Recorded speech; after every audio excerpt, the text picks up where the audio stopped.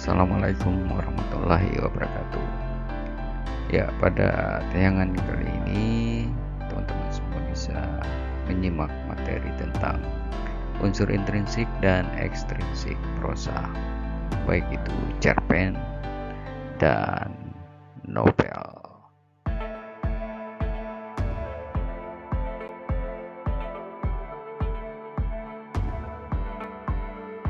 Ya, pengertian unsur intrinsik.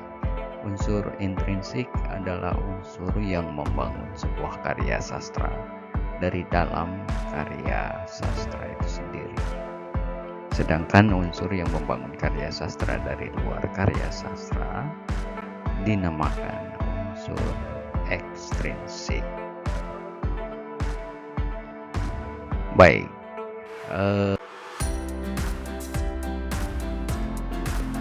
mari kita lihat macam-macam unsur intrinsik. Yang pertama adalah tema, kedua amanat, dan ketiga latar, keempat sudut pandang, kelima tokoh dan penokohan, alur, dan yang terakhir adalah gaya bahasa.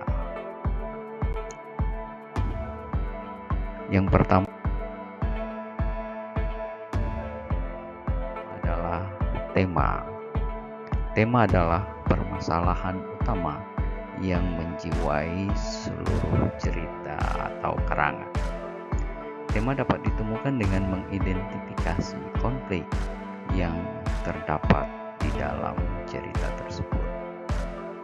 Yang dimaksud dengan konflik di sini sebenarnya adalah pertentangan antara tokoh-tokoh yang ada di dalam sebuah cerpen atau novel. Kemudian, tema biasa dirumuskan dalam kalimat atau pernyataan yang singkat dan padat.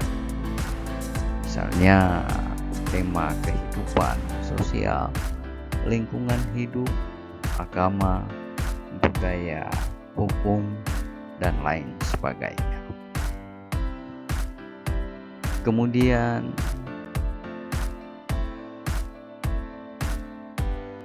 amanat. Amanat adalah pesan yang ingin disampaikan pengarang kepada pembaca. Jadi dalam setiap cerita pendek atau novel, ada sesuatu yang ingin disampaikan oleh pengarang kepada pembaca. Nah, sesuatu itulah yang disebut dengan amanat. Amanat dalam cerita bisa berupa nasihat, anjuran, atau larangan untuk melakukan atau tidak melakukan sesuatu. Yang jelas, amanat dalam sebuah cerita pasti bersifat positif. Contohnya adalah yang paling sederhana, hendaknya kita selalu berbakti kepada orang tua. Atau amanat yang lain adalah janganlah kita senang berbohong. Nah, teman-teman, di samping amanat ada juga latar atau setting. Latar atau setting adalah segala keterangan mengenai waktu, ruang, dan suasana terjadinya cerita atau suasana terjadinya peristiwa dalam sebuah cerita. Nah, latar terbagi menjadi 3, yaitu latar waktu, latar tempat, dan latar suasana. Saya perlu kemukakan di sini bahwa latar waktu itu berkaitan dengan misalnya pada pagi hari, siang hari, sore, ataupun malam hari. Begitu juga latar tempat, mungkin kita sudah akrab. Latar tempat misalnya halaman sekolah, lapangan sepak bola, stadion, bioskop. Kemudian ada juga latar suasana. Misalnya sebuah peristiwa itu menggambarkan kesedihan, kegembiraan, atau suasana yang mencekam. Nah, di samping latar ada juga pandang. Sudut pandang adalah posisi pengarang dalam ceritanya. Jadi ia menjadi tokoh dalam ceritanya tersebut, atau biasa kita istilahkan pengarang berada di dalam cerita. Namun bisa juga dia hanya menjadi pencerita saja. Artinya pengarang berada di luar cerita. Nah, dari pernyataan tersebut sudut pandang dapat dibagi menjadi dua, yaitu sudut pandang orang pertama, sudut pandang orang ketiga, dan sudut pandang campuran. Baik, sudut pandang orang pertama ini kita bahas. Pada sudut pandang orang pertama, posisi pengarang berada di dalam cerita. Artinya, ia terlibat dalam cerita dan menjadi salah satu tokoh dalam cerita. Oke, jadi bisa dipahami sampai di sini bahwa posisi pengarang berada di dalam cerita berarti pengarang terlibat atau menjadi salah satu tokoh di dalam cerita itu. Kemudian, salah satu ciri sudut pandang orang pertama adalah penggunaan kata ganti aku ya dalam cerita. Oleh karena itu, sudut pandang orang pertama sering diistilahkan atau disebut sudut pandang akuan. Jadi kalau di dalam sebuah cerita Anda atau teman-teman semua menemukan kata ganti aku, secara otomatis itu adalah sudut pandang orang pertama. Kemudian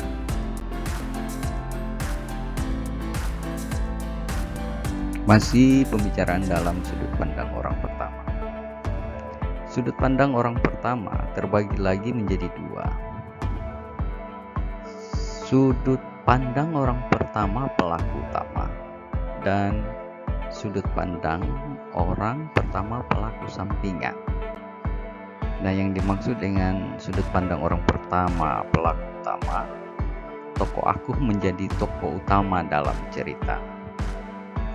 Kemudian sudut pandang orang pertama pelaku sampingan, tokoh aku hanya berperan sebagai tokoh pendamping atau pembantu.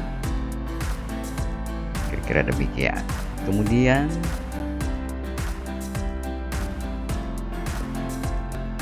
ada sudut pandang orang ketiga. Pada sudut pandang orang ketiga, pengarang berada di luar cerita. Artinya, dia tidak terlibat dalam cerita. Pengarang berposisi tak ubahnya seperti dalang atau pencerita saja. Nah, ciri utama sudut pandang orang ketiga adalah penggunaan kata ganti dia, atau di dalam cerita itu disebut nama-nama tokoh. Oleh sebab itu, sudut pandang ini disebut pula sudut pandang diaan. Nah, di samping itu,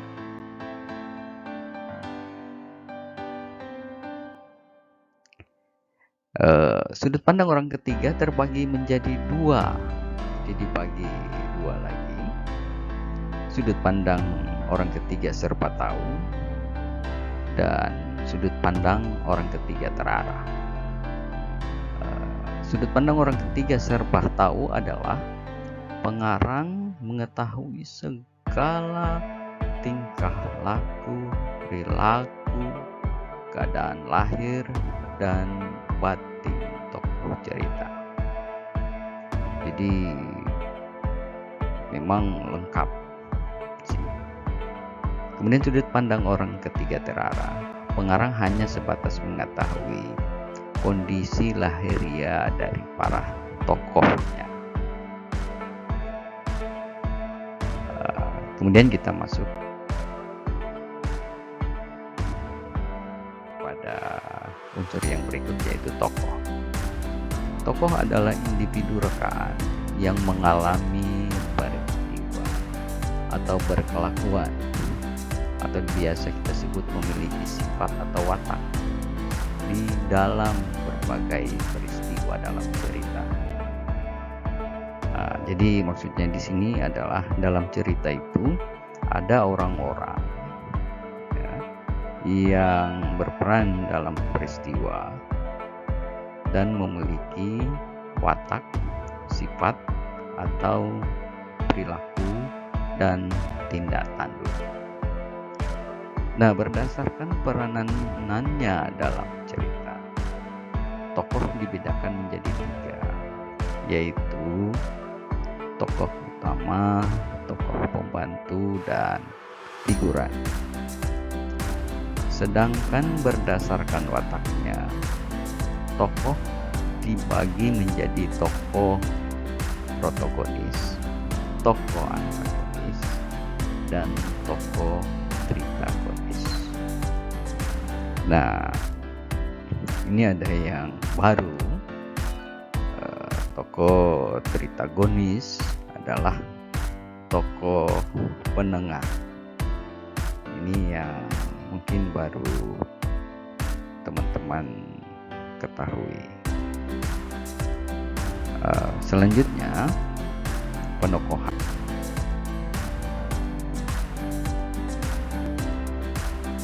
Penokohan adalah cara pengarang dalam menyajikan atau menggambarkan watak tokoh dan penciptaan citra tokoh. Penokohan secara umum dibedakan menjadi 2. Penokohan secara langsung atau analitik, dan penokohan secara tidak langsung atau dramatik. Ya, penokohan langsung artinya pengarang secara langsung menjelaskan watak atau citra dari tokoh tersebut dengan kata-kata. Misalnya, tokoh A adalah orang yang suka mengadu domba misalnya. Atau juga pengarang menggambarkan fisik tokoh. Misalnya tokoh B adalah perempuan, rambutnya hitam tergerai, dan lain sebagainya. Nah, ada juga penokohan tidak langsung.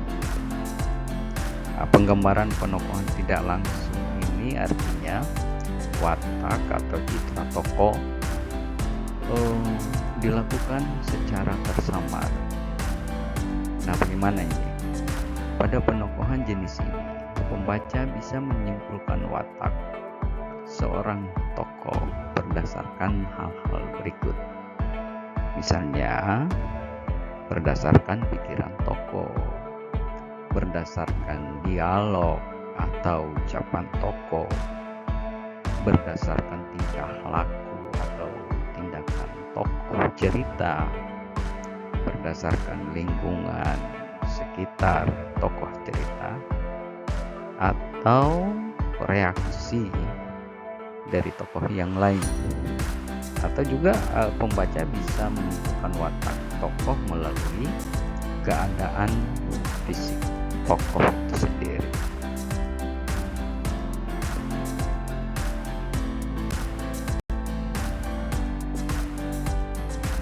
Kemudian alur dan plot. Ada perbedaan alur dan plot.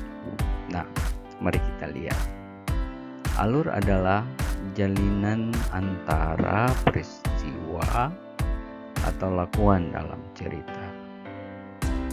Sebuah cerita sebenarnya terdiri dari berbagai peristiwa yang memiliki hubungan sebab akibat. Misalnya, peristiwa 1, pacar tokoh A lari. Akibatnya terjadilah peristiwa 2, tokoh A frustasi. Nah, peristiwa 1 dan 2 itulah yang dinamakan plot. Jadi di sini kita bisa membedakan. Alur adalah rangkaian atau jalinan peristiwa dalam sebuah cerita. Sedangkan peristiwa-peristiwa yang ada di dalam jalinan alur tadi, itulah yang disebut dengan plot.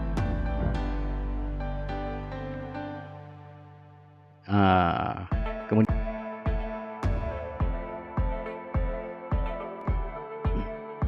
jenis-jenis alur.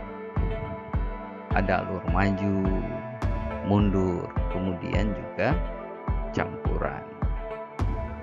Yang dimaksud dengan alur maju adalah rangkaian peristiwanya bergerak maju dari awal ke akhir, atau biasa kita sebut pola kronologis. Berarti peristiwanya diceritakan misalnya dari masa kelahiran sampai remaja, kemudian menjadi orang dewasa. Kira-kira begitu. Alur mundur atau alur flashback. Rangkaian peristiwanya bergerak mundur dari akhir ke awal atau setback. Jadi peristiwanya diceritakan dari masa lampau ke masa kini. Berbeda dengan alur campuran. Alur campuran itu memadukan alur maju dan mundur. Artinya rangkaian-rangkaian peristiwanya itu bergerak memakai alur maju, dan pada bagian cerita yang lain menggunakan alur mundur. Nah, mari kita lihat pola atau tahapan alur. Kita bisa perhatikan di bagian ini adalah pengenalan tokoh dan latar. Jadi pada bagian pengenalan tokoh dan latar, pengarang mulai memperkenalkan tokoh-tokoh cerita dan latar cerita. Kemudian cerita bergerak menuju pemunculan masalah. Pada bagian ini mulai kelihatan konflik antar tokoh cerita. Kemudian bergerak naik, konflik mulai menegang. Semakin jelas pertentangan antara tokoh yang satu dengan tokoh yang lain. Kemudian bergerak menuju klimaks atau puncak pertikaian antar tokoh. Setelah klimaks, cerita menurun menuju pada bagian konflik mulai mereda. Di sini mulai hadir tokoh yang kita sudah bahas tadi, yaitu tokoh tritagonis atau tokoh penengah. Kemudian cerita melandai menuju penyelesaian atau solusi atas konflik-konflik yang dialami oleh tokoh-tokoh dalam cerita. Kira-kira seperti ini tahapan-tahapan alur secara umum.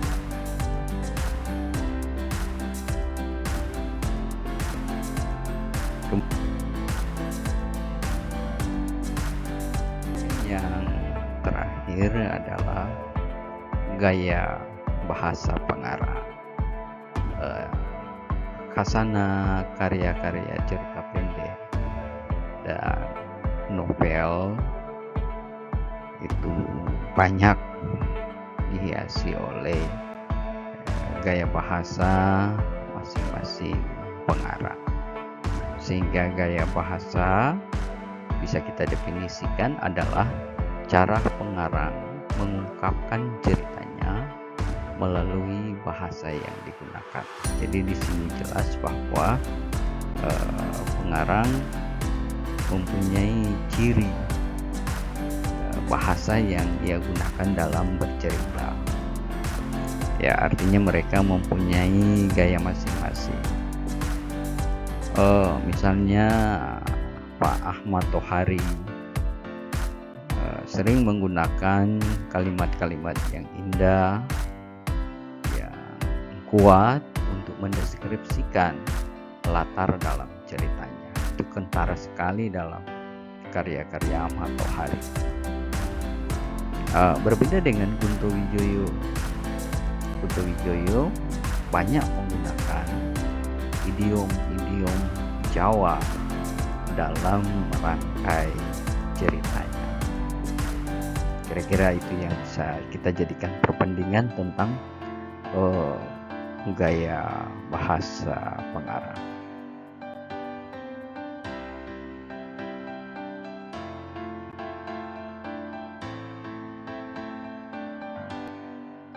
Ya, demikian pembahasan tentang unsur intrinsik sebuah cerpen atau novel. Pembahasan unsur ekstrinsik insya Allah kita akan bahas pada pertemuan berikutnya. Terima kasih. Assalamualaikum warahmatullahi wabarakatuh.